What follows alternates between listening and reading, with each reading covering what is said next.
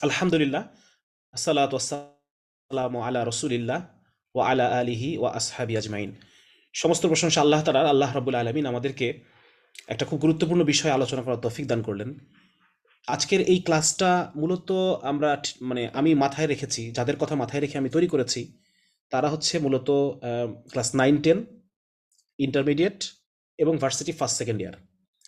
এইরকম একটা বয়সের মানে মানুষকে কল্পনা করে আমি আমি স্লাইডটা তৈরি করছি। রাফলি যদি আমি বলি 15 থেকে 20, 21 এই বয়সের জন্য আমি আজকের এই ক্লাসটা রেডি করেছি।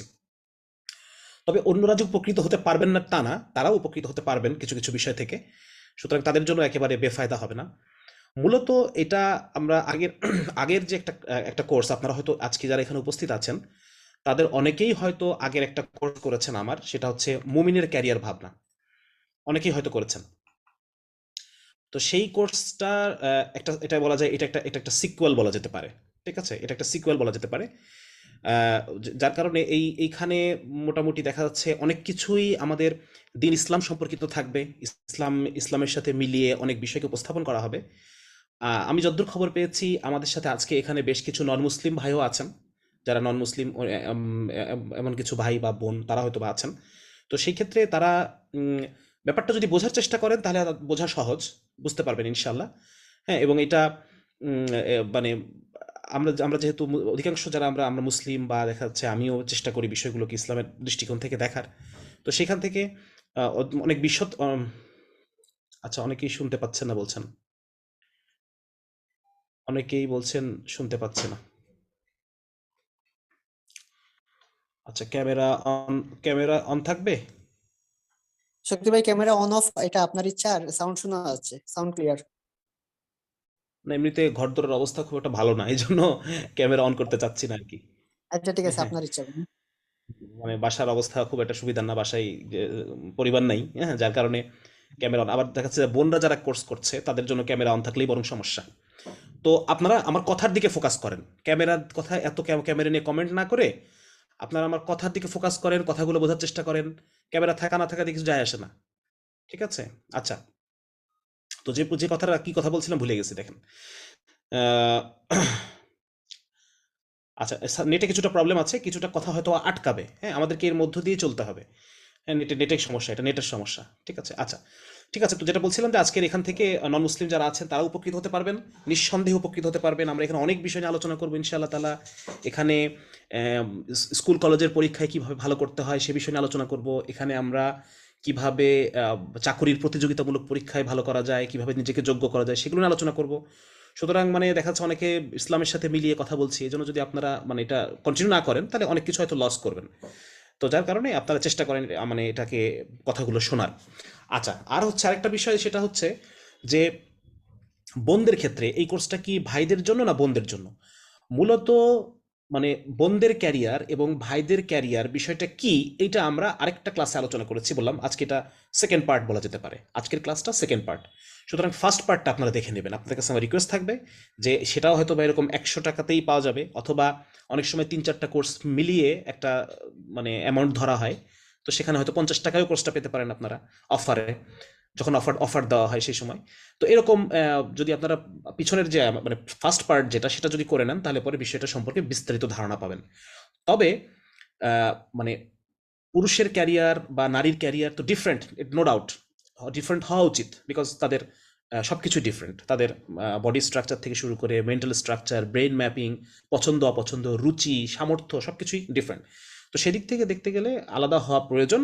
কিন্তু যেহেতু এখন বর্তমান সোসাইটি বা বর্তমান যুগ এমন একটা যুগ আমরা কাটাচ্ছি যেখানে জোর করে নারী এবং পুরুষকে এক করে দেওয়ার একটা চেষ্টা, সমান করে দেওয়ার একটা চেষ্টা সেখানে রয়েছে।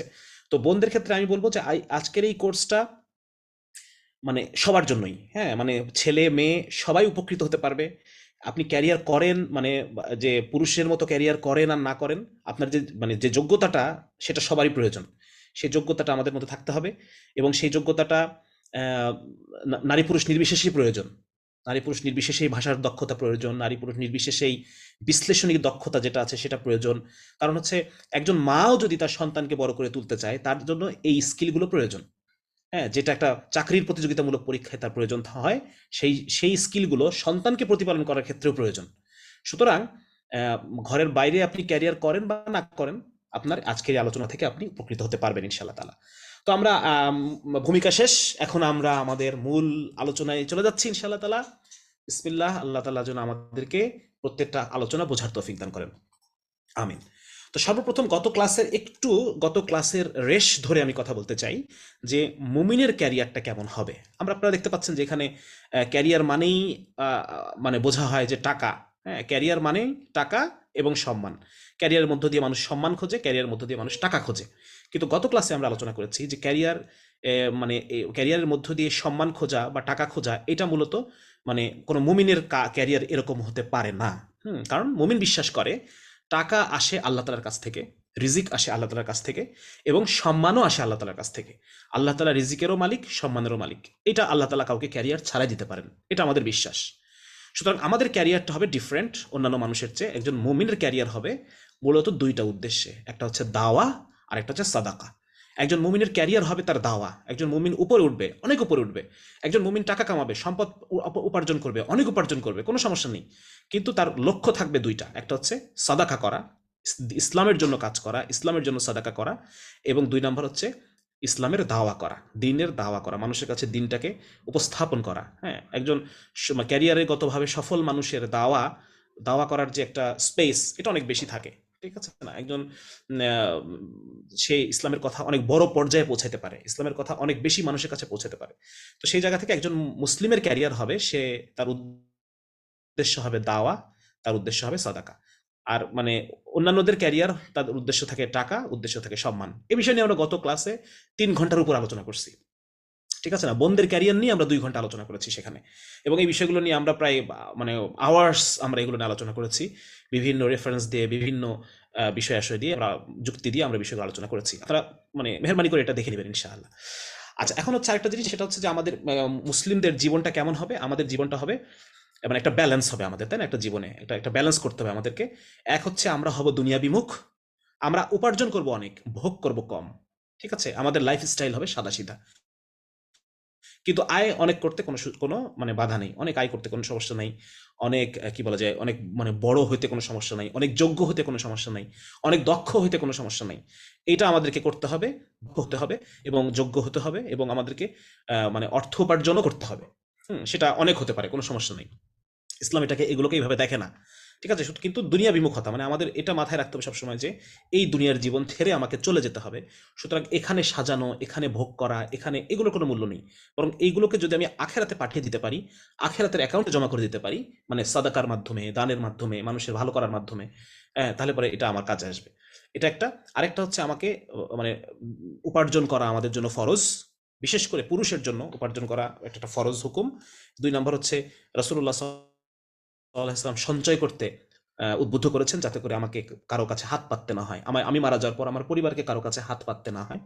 সুতরাং ফরজ ইনকামের পর আমাকে কিছুটা ইনকাম সঞ্চয় করতে হবে, এবং সেই সাথে রাসূলুল্লাহ সাল্লাল্লাহু আলাইহি ওয়াসাল্লাম বলেছেন যে উপরের হাত নিচের হাতের তুলনায় উত্তম, অর্থাৎ দাতা আমাকে দান সাদাকা করতে হবে, সেজন্য আমাকে কিছু অতিরিক্ত আয় করতে হবে। তার মানে বোঝা যাচ্ছে যে মানে এই দুটোর মধ্যে ব্যালেন্স, হ্যাঁ, অনেক সম্পদ এবং দুনিয়া বিমুখতা, দুটোর মধ্যে একটা ব্যালেন্সিং একটা পর্যায়ে আমাকে থাকতে হবে। এটাই হচ্ছে ইসলামের মূল বক্তব্য। ঠিক আছে, একদম টাকা পয়সা আয় করতে গিয়ে মানে সন্তানকে বিসর্জন দিয়ে দিলাম, পরিবারকে বিসর্জন দিয়ে দিলাম, নিজের সমস্ত নীতি নৈতিকতা, হালাল হারাম সবকিছু বিসর্জন দিয়ে দিলাম, এটাও করা যাবে না।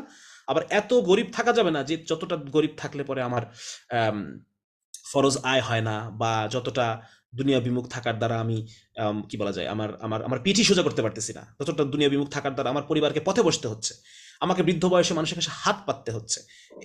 এই পরিমাণ বা যতটা দরিদ্র থাকলে পরে মানে ইমান ধরে রাখাই কষ্ট হয়ে যাচ্ছে অনেক সময়। হ্যাঁ, এতটা দরিদ্র থাকতে ইসলাম নিষেধ করে। এই দুটোর মধ্যে আমাদের একটা ব্যালেন্স, এগুলো আমাদের প্রিভিয়াস যে আলোচনা, এর আগের যে আলোচনা, সেটা একটু সামারি করলাম। ঠিক আছে, এখন আমরা বুঝতে পারলাম যে অ্যাজ এ মুসলিম আমাকে ক্যারিয়ার করতে হবে, এবং আমাকে ক্যারিয়ারের জন্য দক্ষ হতে হবে। ঠিক আছে, আমার ক্যারিয়ার যেহেতু দাওয়া, আমার ক্যারিয়ার আমার ক্যারিয়ার যেহেতু এটা মানে আল্লাহ তাআলার হুকুম, আমার ক্যারিয়ার, সুতরাং আমার ক্যারিয়ারটা হবে ডিফারেন্ট, এবং আমাকে যোগ্য হয়ে উঠতে হবে। এবং আমাকে যোগ্য হয়ে ওঠার বিষয়টা নিয়ে আজকে কিন্তু আমাদের এই ক্লাসটা, যাতে করে আমরা বুঝতে পারি যে how to be able, how to B competent, আমাকে কীভাবে যোগ্য হয়ে উঠতে হবে। এই বিষয়টা নিয়ে কি মানে আজকের আমাদের এই আলোচনা। তাহলে সবার আগে আমরা একটু দেখি যে ক্যারিয়ার নিয়ে ভাবনার প্রয়োজনীয়তা কেন।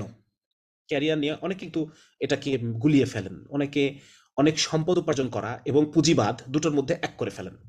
সম্পদ উপার্জন এবং পুঁজিবাদ এক না। হ্যাঁ, একজন মুসলিম যখন রাসূলুল্লাহ সাল্লাল্লাহু আলাইহি ওয়াসাল্লাম আমর ইবনুল আল আস রাদিয়াল্লাহু তাআলা আনহুকে বলতেছেন, হে আমর, তুমি আয় মানে আয় রোজগারে মন দাও, আয় রোজগারে মন দাও, কেননা নেক বান্দার কাছে যখন হালাল মাল থাকে এটা থাকা জরুরি।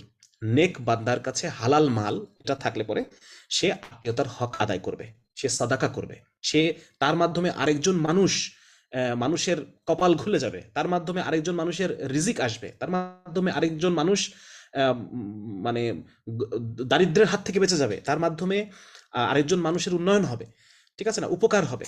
সুতরাং নেক মানুষের কাছে, মুসলিমের কাছে, মুমিনের কাছে হালাল মাল থাকা খুব জরুরি। আজকে যে হালাল মানে মাল সম্পদ সমস্ত আমরা কাফেরদেরকে দিয়ে দিয়েছি, বা মাল সম্পদ যারা মানে দিন পালন করে না তারাই উপার্জন করবে, তারাই সম্পদ জমা করবে, এই যে একটা টেন্ডেন্সি আমাদের মধ্যে, এইটার ফল কিন্তু আমরা এখন হারে হারে টের পাচ্ছি। সুতরাং আমাদের মধ্যে, বিশেষ করে মুসলিমদের মধ্যে ক্যারিয়ার ভাবনা অবশ্যই থাকা প্রয়োজন। হ্যাঁ, এটা আমাদেরকে থাকতে হবে। আমাকে দক্ষ হয়ে উঠতে হবে, আমাকে প্রোডাক্টিভ হয়ে উঠতে হবে। হ্যাঁ, ডেফিনেটলি এটা খুব জরুরি। এবং ইসলামের সমস্ত কথাবার্তা, নীতি নৈতিকতার বিষয়গুলো, আল্লাহর উপর তাওয়াক্কুল করা, ভরসা করা, তাকওয়া, এই বিষয়গুলো দক্ষতা অর্জনের সাথে, ক্যারিয়ার মানে গড়ার সাথে, হ্যাঁ, ক্যারিয়ার করা বলতে কিন্তু আমরা ওটাই বোঝাচ্ছি যে আমি এই পরিমাণ দক্ষ হব, এই পরিমাণ যোগ্য আমি দাওয়া করতে পারবো, এবং যেটার মাধ্যমে আমি মানুষকে ইসলামের জন্য সাদাকা করার জন্য পর্যাপ্ত সক্ষমতা অর্জন করতে পারবো। তাহলে ক্যারিয়ার ভাবনা নিয়ে প্রয়োজনীয়তা কেন আমাদের মাথায় আসলো যে আজকে এই বিষয়টা একটা সেশন হওয়া প্রয়োজন? কারণ ছোটবেলা থেকে আমরা এইম ইন লাইফ নিয়ে সবাই লিখেছি, ঠিক না? প্যারাগ্রাফ লিখেছি, এইম ইন লাইফ নিয়ে রচনা লিখেছি, জীবনের লক্ষ্য নিয়ে রচনা লিখেছি। তো এইম ইন লাইফ নিয়ে লেখার সময় বা এই সময় আমরা কিছু মুখস্থ কথাবার্তা লিখেছি, ঠিক না? আমরা সবাই এখানে অধিকাংশ হয়তো আমরা লিখেছি আমরা ডাক্তার হব, ঠিক না? আমরা কেন ডাক্তার হবো এটার ব্যাখ্যায় গিয়ে আমরা বলেছি আমরা মানুষের সেবা, আমরা মানুষ অনেক কষ্ট করে, অসুখে পড়লে মানুষ অনেক অসহায় হয়ে যায়, সেখানে তাদের সহায় হিসেবে দাঁড়াবো। হ্যাঁ, মানুষ ভরসা করে উপরে, আল্লাহর উপরে, দুনিয়াতে ডাক্তারের উপরে, এরকম বিভিন্ন ধরনের কথাবার্তা আমরা এই সময় লিখে পাঠ করে এসেছি, ঠিক না? তো এখানে বোঝা যাচ্ছে যে এর মাধ্যমে আমাদের মানে কর্মজীবনের প্রতি, পেশাগত জীবনের প্রতি, অর্থাৎ পেশার প্রতি আমাদের একটা মানে অলিক একটা কল্পনা কাজ করেছে। হ্যাঁ, আমাদের মধ্যে ছোটবেলা থেকেই চেতনে, অচেতনে, অবচেতনে আমাদের মধ্যে কিছু অলিক কল্পনা, কিছু মানে ইম্যাচিউরড চিন্তা ভাবনা আমাদের পেশা সম্পর্কে দিয়ে আছে। এবং এইটা মানে লেখাপড়া করে যে গাড়ি ঘোড়া চড়ে সে, এরকম একটা বিষয় আমাদেরকে শেখানো হয়েছে, যেন গাড়ি ঘোড়া চড়তে পারাটাই আমার লেখাপড়ার উদ্দেশ্য। তারপর দেখা যাচ্ছে যে এ ধরনের অনেক চিন্তাভাবনা আমাদের মধ্যে দিয়ে দেওয়া হয়েছে যে পড়তে হবে, পড়ে ভালো অনেক ডিগ্রি নিতে হবে, অনেক ডিগ্রি নিলে অনেক ভালো চাকরি পাওয়া যাবে, অনেক ভালো চাকরি নিতে পারলে মনে হয় অনেক প্রমোশন পাওয়া যাবে, অনেক প্রমোশন পেলে অনেক টাকা ইনকাম করা যাবে। এই ধরনের কিছু চিন্তাভাবনা আমাদের মধ্যে মানে রয়েছে। কিন্তু আসলে প্র্যাকটিক্যালি পেশাগত জীবনে গিয়ে কি ঘটে এই বিষয়টা কিন্তু আমাদের শেখানো হয় নাই ছোট থেকে, আমরা এটার সাথে পরিচিত না। একজন ডাক্তার, সে যদি মেডিকেল কলেজে সবচেয়ে ভালো রেজাল্ট করে যে ছেলেটা, সে যে ভালো ডাক্তার হবে, পেশেন্টকে ভালো হ্যান্ডেল করবে, এর কিন্তু কোনো গ্যারান্টি নাই। সুতরাং আমাকে শুধুমাত্র বুকিশ হইলেই যে আমাকে আমি পেশাগত জীবনে সফল হব, এটা একদম ভুল একটা কথা। শুধুমাত্র সিজিপিএ ভালো থাকলেই আমি একজন ভালো টিচার হতে পারবো, এটা একদম ভুল কথা। ঠিক আছে না? মানে একজন মানুষ পরীক্ষায় ভালো ভালো নাম্বার তুলতেছে, তার মানে এই না যে সে যখন টিচার হবে পেশাগত জীবনে গিয়ে সে সফল কিছু হতে পারবে, তা না। একজন ভালো নাম্বার উঠাচ্ছে পরীক্ষায়, তার মানে এই না সে একজন ভালো গবেষক হতে পারবে। একজন কি বলা যায়, এরকম সব ক্ষেত্রেই একাডেমিক পড়াশোনাটাকে আমরা এত বেশি গুরুত্ব দিয়ে ফেলছি, বা পরীক্ষায় পাশ করাটাকে, বা পরীক্ষায় ভালো নাম্বার উঠানোটাকে, যে এর মধ্য দিয়ে মূল যে যোগ্যতা, মূল যে দক্ষতা, সেই বিষয়টাই নাই হয়ে গেছে। ঠিক আছে? সুতরাং এই পেশা সম্পর্কে, পেশাগত জীবন সম্পর্কে আমাদের মনে একটা অস্পষ্ট ধারণা এবং একটা ভুল ধারণা যে তুমি যত বেশি পড়াশোনা করবা, যত পরীক্ষায় তুমি বেশি মার্ক উঠাবা, হ্যাঁ, যত তুমি মানে এ প্লাস পাবা, তত তুমি পেশাগত জীবনে সাকসেসফুল হতে পারবা। এই পাওয়া, এই ক্লাস করা, কোচিং করা, এ প্লাস পাওয়া, এই বেশি বেশি মার্ক পাওয়া, জিনিসটা না বুঝেই মুখস্থ করা, পরীক্ষার নাম্বারের জন্য, এই টেন্ডেন্সিগুলো আমাদের এখান থেকে আসছে। বোঝা গেছে? তা যার কারণে এই যে পেশা সম্পর্কে, পেশাগত জীবন সম্পর্কে কিছু কল্পনা এবং কিছু ভুল ধারণা আমাদের মধ্যে আছে। ২ নাম্বার হচ্ছে যে পেশা কাকে বলে এবং সেবা কাকে বলে, এই দুটোর মধ্যে আমাদের একটা বিরাট